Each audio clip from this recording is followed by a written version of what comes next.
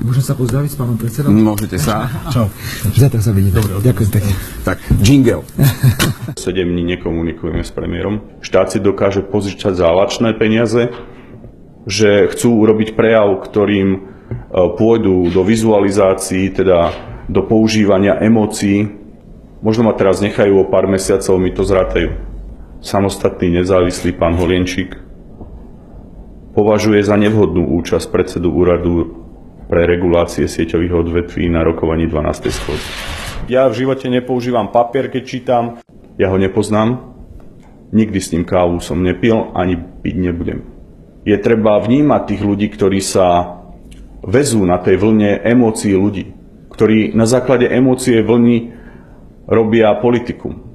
A verím, že nájdem podporu naprieč politickom špektre o 11. hodine u každého poslanca Národnej rady. Ďakujem. Ale poviem vám, že ja sa nezaoberám, čo bude, keď bude. Ja v živote otváram dvere postupne a vždy vidím potom, ktoré dvere mám otvoriť ďalej. Každá koalícia je ako manželstvo pred rozvodom, že viete, že raz sa rozvediete, ale musíte kvôli deťom žiť ďalej. Nie. Že niektoré médiá si dovolia napísať, že som K a T. Máte zodpovednosť za to, že určití ľudia tu majú 12%, ktorých sa bojíme tak, ako sme tu všetci. Majú šancu ospravedlniť v pléne Národnej rady za to, že sa dotkli a urážali obete holokaustu a štát Izrael. Dám podnet na príslušný výbor, aby príslušný poslanec išiel a vysvetlil, ako si dovolí tak dehonestovať Židov a Izrael.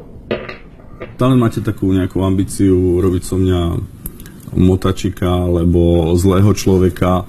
Ja vám hovorím, ja vám dobre rozumiem, čo rozprávate, veď som není z Marsu, ja viem, čo je Facebook. Nebudem iný, občas sa zakokcem, občas poviem úprimne niečo iné, ale to som ja, taký som do politiky išiel, takže ďakujem vám veľmi pekne. Ďakujeme, dovidenia.